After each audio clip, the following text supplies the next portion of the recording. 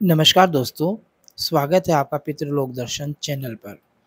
दोस्तों कई लोग होते हैं वो ये तर्क देते हैं कि मनुष्य क्यों स्वर्ग नरक में जाते हैं और जो अन्य प्राणी हैं वो तो क्यों नहीं जाते। तो आज हम इसी पर चर्चा करेंगे। बात शुरू करूँ उससे पहले मैं आप सभी से आग्रह करना चाहूँगा कि आप इस चैनल को सब्सक्राइब करें, लाइक करें, कमेंट करें। कमेंट के माध्यम से आप अर्जी भी लगा सकते हैं। बेल आइकन को आप प्रेस कर लें।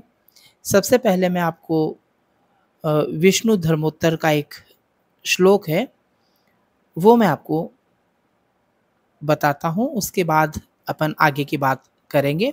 आप वीडियो को पूरा देखें, बहुत अच्छी जानकारी आज आपको मिलने वाली है, कहूँगा बिल्कुल नई जानकारी आपको मिलने वाली है। तो विष्णु धर्मोत्तर का मैं श्लोक पहले पढ़ता हूँ, आप ध्यान से सुनिएगा। मनुष्याय प्रतिपद्यते स्वर्गम नरकमेव वा निवाय प्राणिन कच्छेत स्वर्ग ते फल भोगिनः शुभानाशुभ वा कर्मणा भृगुनंदन संचय क्रियेत लोके मनुष्यरेव केवलम तस्मात् मनुष्य मृतो यमलोके प्रमेत न्याय प्राणी महाभोगे फलियानो व्यवस्थित है।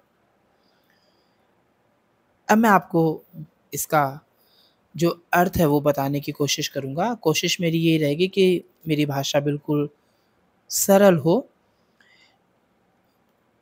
अतीन्द्रिय शरीर से ही जीवात्मा, पहले आपको बता दूं कि अतीन्द्रिय शरीर किसे कहते हैं। यह अतिवाहिक सूक्ष्म शरीर होता है जो मृत्यु के बाद मनुष्य को प्राप्त होता है, उसे अतीन्द्रिय शरीर कहते हैं। इस अतीन्द्रिय शरीर से ही जीवात्मा अपने द्वारा किए हुए धर्म और अधर्म के परिणाम स्वरूप सुख दुख को भोगता है। यानी जो हम जीवन काल में जो अच्छे और बुरे कर्म करते हैं, उनको जब भोगने की बारी आती है तो जो हमारा अतीन्द्रिय शरीर हमें प्राप्त होता है, उसी के द्वारा हम यह भोगते हैं। तथा इसी सूक्ष्म शरीर से पाप करने वाले मनुष्य याम्य मार्ग की ओर यातनाएं भोगते हुए यमराज के पास पहुँचते हैं, एवं जो धार्मिक जन होते हैं वो प्रसन्नता पूर्वक सुख भोग करते हुए धर्मराज के पास जाते हैं। यानी जो बुरे कर्म करते हैं वो यमराज के पास जाएंगे और जो अच्छे कर्म करेंगे वो बिल्कुल प्रसन्न भाव से धर्मराज के पास जाते हैं, ऐसा हमारा शास्त्र कहता है। साथ ही यह बात भी ध्यान देने योग्य है कि केवल मनुष्य ही मृत्यु के पश्चात एक आतिवाहिक सूक्ष्म शरीर धारण करते हैं। यह बात मैं रेखांकित करना चाहूँगा कि जो ये आतिवाहिक जो शरीर होता है ये केवल मनुष्य ही धारण करते हैं। अगर कोई पशु पक्षी कोई कीट पतंग मरता है तो उसे ये आतिवाहिक शरीर प्राप्त नहीं होता। जब ये आतिवाहिक शरीर ही प्राप्त नहीं होगा तो फिर स्वर्ग और नरक की बात तो करने का कोई अर्थ ही नहीं है।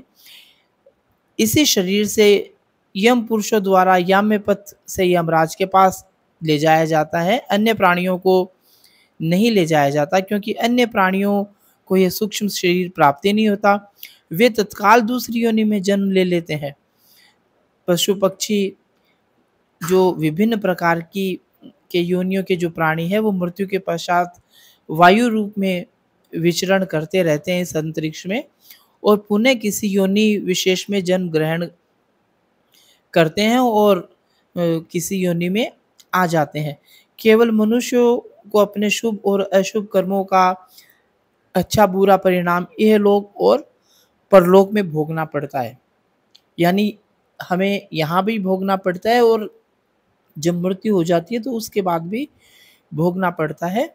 तो ये बात हमारे शास्त्र कहते हैं कि केवल जो मनुष्य होता है वही जो स्वर्ग और जो नरक की धारणा है वो केवल मनुष्य के लिए की गई है। शास्त्र हमारी ये बात कहते हैं। तो कई लोग जब कुतर्क करते हैं कि पशु मर गया ये कहाँ जाएगा, पक्षी मर गया ये कहाँ जाएगा, तो ये सारे कुतर्क होते हैं। हमारी जितनी भी जानकारियाँ होती है इस चैनल पर वो सारी की सारी शास्त्रीय प्रमाणों के आधार पर होती है। और इस चैनल का जो प्रसारण है वो श्री श्री 108 मक्खन जी पितर जी महाराज का जो मंदिर है जो कि 170 वर्ष पुराना है, वहाँ से किया जाता है। तो जितनी भी जानकारियाँ हम आपको देते हैं वो सारी की सारी शास्त्रीय प्रमाणों के आधार पर होती है। आपको ये जानकारी कैसी लगी आप हमें कमेंट के माध्यम से ज़रूर बताइएगा और अपने पितरों की आप सेवा आप करते रहें क्योंकि जो कर्म हम करते हैं अपने पितरों के निमित्त वो उन्हें अवश्य प्राप्त होते हैं, इसमें कोई शंका नहीं है। तो सभी अपने-अपने पितरों की आराधना करें। पितरजी महाराज आप सभी की मनोकामना पूरी करें, सभी की रक्षा करें, यही मैं मंगल भावना करता हूँ पितरजी महाराज से। आप सभी का मंगल हो। जय हो पितरजी महाराज की।